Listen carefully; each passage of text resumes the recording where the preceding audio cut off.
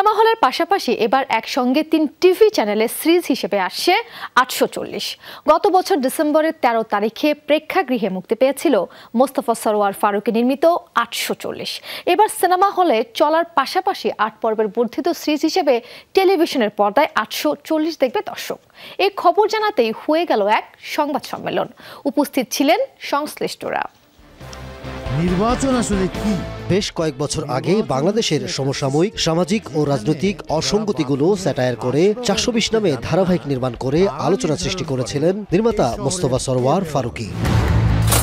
সেই ৪২০-এর double up ৮৪০ ওরফে democracy private limited গত বছর ডিসেম্বরের ১৩ তারিখে প্রেক্ষাগৃহে মুক্তি পেয়েছে।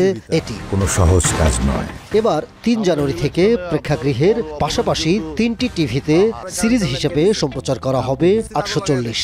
সে লক্ষ্যেই এ সংবাদ সম্মেলন। ৩টি মিডিয়াতে উপস্থিত প্রযোজক নুসরাত ইমরোজ, অভিনেতা নাসির উদ্দিন খান সহ অনেকেই। বাংলাদেশের ইতিহাসে আসলে কখনো এরকম হয়নি যে সিরিজ একসাথে অন এয়ার করা হয়েছে। সো আফটার সিনেমা আমরা এই উদ্যোগটা নিয়েছি যে 840-র যে এক্সটেন্ডেড ভার্সন আছে এইটা আমরা চ্যানেলগুলোতে দিব অ্যাজ আ সিরিজ হিসেবে, এবং তারা এগ্রি করেছে। এই সাহসিকতা তারা দেখিয়েছে। We are blessed. 840-র মতো একটা এত বড় প্রজেক্টে কাজ করতে পেরেছি, এটা অবশ্যই একটা ভালো লাগার বিষয়, এবং এটা দর্শকের কাছে যাচ্ছে।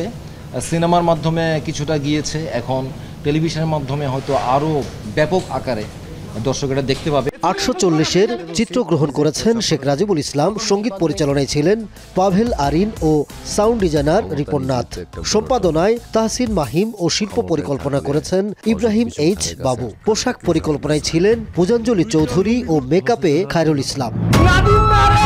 আগামী ৩ জানুয়ারি থেকে শুরু হয়ে ১০ জানুয়ারি পর্যন্ত ৩টি টিভিতে একযোগে চলবে ৮৪০-এর সম্প্রচার।